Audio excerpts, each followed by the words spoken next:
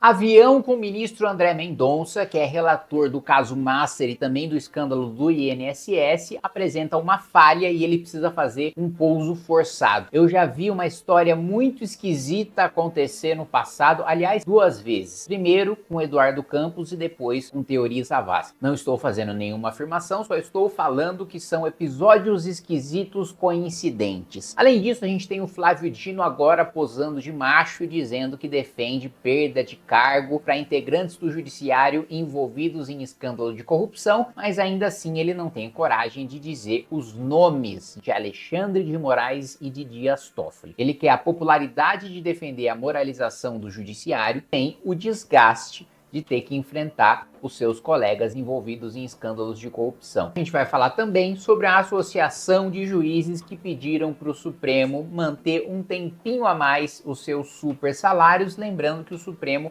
terminou em parte com os super salários, né? Não acabou de maneira geral, mas estabeleceu um teto acima do teto. Eles podem ultrapassar. A gente vai falar sobre isso logo depois que você se inscrever no canal, clicar no sininho para receber as notificações e deixar o seu like nesse vídeo. Uma coisa muito esquisita aconteceu nesta semana. Um avião que levaria o ministro André Mendonça em São Paulo, do Supremo Tribunal Federal, apresentou problemas antes da decolagem e o Correio Brasiliense apurou que passageiros do voo tiveram que ser transferidos para outra aeronave que decolou com cerca de 1 hora e 30 minutos de atraso. Gente, coisas muito esquisitas, né? Eu me lembro que o Teori Zavascki, ele era relator da Lava Jato, estava num jatinho e o jatinho misteriosamente caiu. Da mesma maneira como você teve lá também o helicóptero com o Eduardo Campos. Eu não estou fazendo nenhuma afirmação, da mesma maneira agora tem essa falha no avião em que eu estava transportando o ministro André Mendonça. Eu acho que o ministro André Mendonça ainda corre menos riscos, porque pelo que eu li não é um jatinho, era um avião comercial, que é mais difícil de cair, é mais difícil de você ter falhas que costumam acontecer nesses acidentes de jatinho, mas ele é relator de duas ações importantíssimas, uma do escândalo do Banco Master e outra envolvendo o escândalo do INSS. Então é um ministro extremamente visado hoje por aqueles que roubaram aposentados e por aqueles que roubaram bilhões de reais no maior escândalo da história do país, que envolve ministros do Supremo Tribunal Federal, notadamente o ministro Alexandre de Moraes e o ministro Dias Toffoli. Então, isso é uma coisa para a gente ficar atento, porque vamos lembrar, depois da morte do Teori, a relatoria da Lava Jato passou para o Fachin. O Fachin inicialmente não decepcionou na relatoria, mas nos momentos finais teve momentos de fragilidade, de fraqueza que fizeram com que o Supremo revertesse a condenação do Lula. Na realidade não revertesse, porque ele não foi absolvido, mas anulasse, declarasse ali a nulidade do processo, mandasse o processo recomeçar. Quando foi recomeçar, prescreveu, ou seja,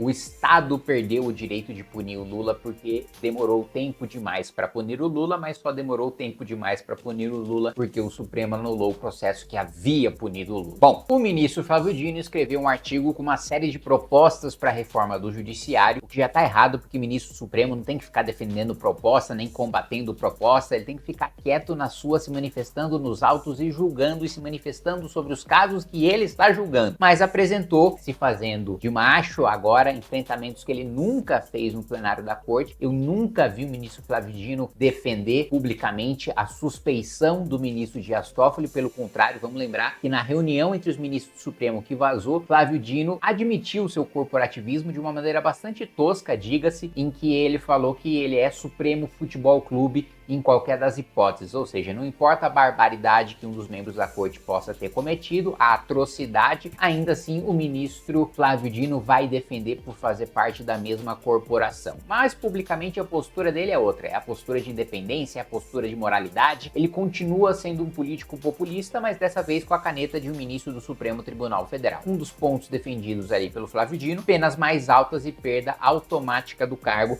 para integrantes do judiciário em casos de corrupção. Só que se ele defende isso, por que ele não fala publicamente que se a regra que ele defende estivesse em vigor, Alexandre de Moraes não seria mais ministro do Supremo, teria uma punição dura, Dias Toffoli não seria mais ministro do Supremo e teria uma punição dura? Porque ele quer, mais uma vez, ter o bônus de defender um discurso contra a corrupção, mas não quer ter o ônus de enfrentar os corruptos. É fácil, quer ficar com o melhor cenário possível. Por fim, uma associação de juízes que na realidade atua como um sindicato, sindicato, só não é um sindicato porque juiz não pode ter sindicato, e eu acho que nem associação deveria ter, porque é basicamente, né, um sindicato travestido de associação. Faz o mesmo lobby que sindicato faz, tem a mesma atuação de sindicato, só não tem negociação coletiva para fazer porque o juiz não tem patrão. Aliás, eles sempre fazem questão de deixar claro que eles não têm patrão com as crises de juizite que a gente vê tribunais afora, juízos afora. Mas vamos falar do assunto aqui. A Associação de Juízes pediu para o Supremo mais tempo para aplicar novas regras que limitam penduricalhos. E eu vou falar para vocês a decisão do Supremo. Ela não acabou com os super salários. Eu sabia! Ela diz o seguinte: você pode receber um salário de R$46 mil, mais indenizações e auxílios que representem 70% do seu salário de R$46 mil. Ou seja, você pode receber mais de R$70 mil em super salário, juntando seus auxílios ilegais e inconstitucionais, mas agora com o respaldo do Supremo, mais o seu salário de juiz. Mesmo podendo receber 70% acima do teto, os juízes ainda querem mais tempo para implementar essa decisão. Eles dizem o seguinte: peraí, Supremo, dá um tempinho para eu receber mais do que 170% daquilo que é o teto constitucional. Olha só, a Associação dos Magistrados Brasileiros, aquela mesma que quando eu apresentei a PEC antiprivilégio, né, a presidente da associação tinha dito para mim, publicamente isso no debate público, que juiz, se não tivesse férias de 60 dias, era primeiro, cláusula pétrea. Olha, princípio fundamental da nossa Constituição, férias de 60 dias para juiz. Então, olha só que engraçado. Cláusulas pétreas da Constituição. Vamos lá, aula de direito aí. Você só pode ser filho do capeta. Vida, dignidade da pessoa humana, estrutura federativa do Estado, voto secreto, direto, universal, propriedade privada, né, os seus direitos sociais, a saúde, a educação e o direito dos juízes à férias de 60 dias. Olha que ridículo você dizer que férias de 60 dias são cláusula pétrea e que, se não tiver férias de 2 meses, para quem já recebe mais de R$46 mil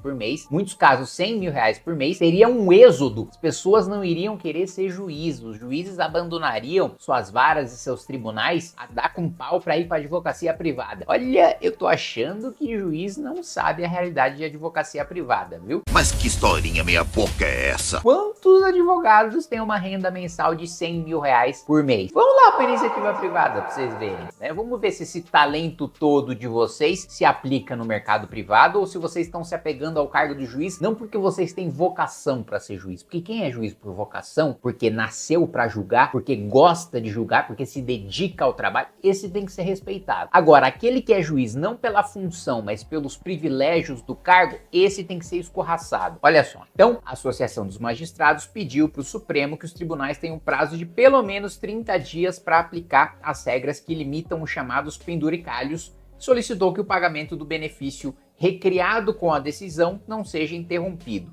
Segundo a entidade, os órgãos estão tendo dificuldade de compreender e operacionalizar a tese que estabeleceu as verbas indenizatórias no Judiciário e no Ministério Público. A dificuldade de compreender, eu tô achando que, por falta de competência intelectual, nós estamos precisando demitir alguns juízes. Vocês tiveram dificuldade de compreender a decisão dos juízes, vocês não sabem interpretar uma decisão, o que vocês estão fazendo sendo juiz? E eu sei lá, porra! Pelo amor de Deus, são das coisas mais bizarras. E operacionalizar, ou seja, vocês criaram um sistema tão complexo de pagamento de privilégios que vocês precisam de tempo para parar e mudar toda a operação, é tanto auxílio, é tanta indenização, é tanto instrumento que vocês utilizaram para maquiar salário fingindo que era indenização, que vocês não sabem nem desmontar o emaranhado de teias de privilégio.